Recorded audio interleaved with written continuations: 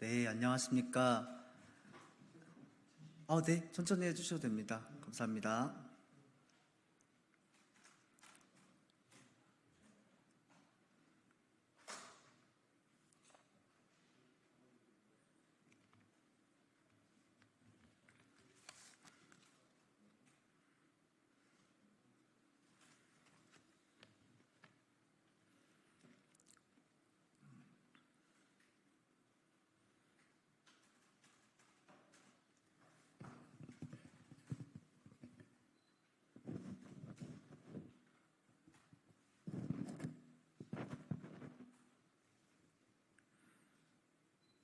네, 안녕하십니까. 새로운 미래의 신재용 대변인입니다.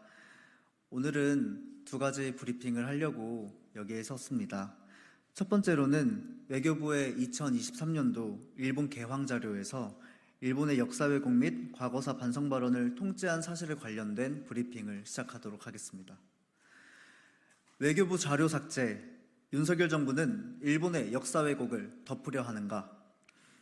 외교부의 2023 일본 개황 자료에서 일본의 역사 왜곡 및 과거사 반성 발언을 통째로 삭제한 사실이 드러났습니다. 일본 앞에서만 서면 작아지는 윤석열 정부의 모습을 또 한 번 목격한 것입니다.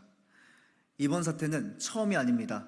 지난해 국방부는 독도를 영토 분쟁 지역으로 기술한 정신전력교육 교재를 배포했고, 올해 1월에는 외교부가 독도에 제외 공간이 있다고 웹사이트에 표기하기도 했습니다. 이제는 일본 개황 자료에서 일본의 역사 왜곡 사례까지 삭제하며 윤석열 정부는 일본에 일방적으로 굴욕적인 태도를 보이고 있습니다.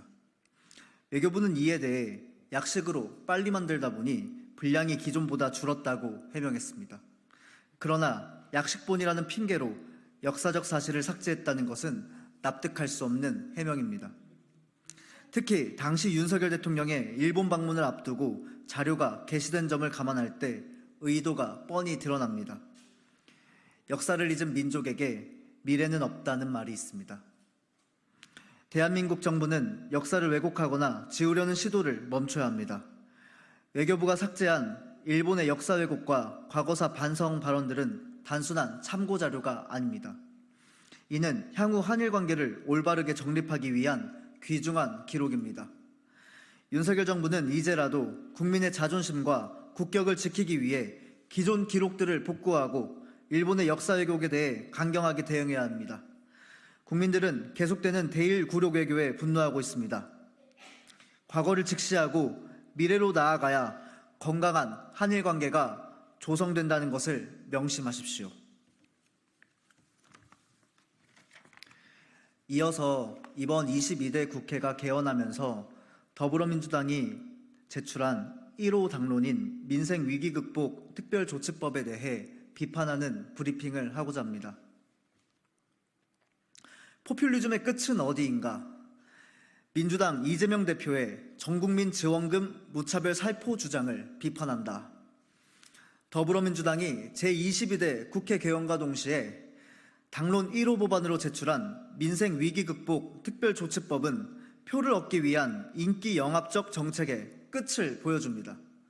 3개월 안에 전 국민에게 25만 원에서 35만 원을 차등 지급하겠다는 이 법안은 대한민국 경제에 큰 위험을 초래할 것입니다.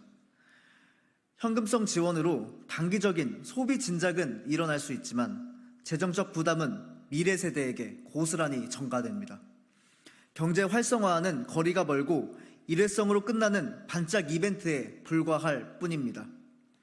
특히 현재 국민연금 등 사회적 안정망이 이미 위태로운 상황에서 이러한 대규모 현금성 지원은 국가 재정을 더욱 악화시킬 뿐입니다.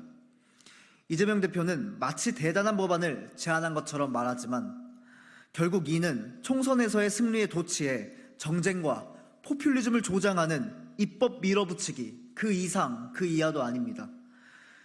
감사원의 국가결산 보고서에 따르면 지난해 국가채무는 1년 전보다 59조 1천억 원이나 증가한 1092조 5천억 원에 달했습니다.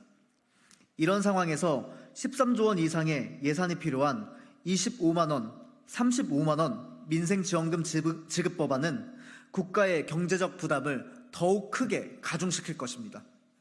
실제로 여론조사를 보면 국민의 과반수가 전국민 지원 방안에 반대하고 있습니다. 이는 국민들도 이러한 포퓰리즘 정책이 문제라는 것을 인식하고 있다는 증거입니다. 이 법안에 찬성하는 국회의원들에게 고합니다. 국민의 대의기관인 국회의원들은 올바르고 소신 있게 행동해야 합니다. 국민의 삶을 실질적으로 개선할 수 있는 정책을 고민하고 추진하는 것이 진정한 국회의원의 역할입니다.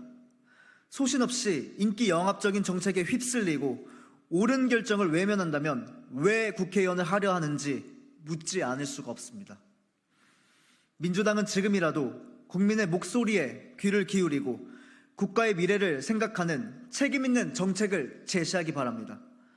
단기적인 인기몰이보다 국가의 지속 가능한 발전을 고민하는 것이 공당의 자세임을 명심하십시오.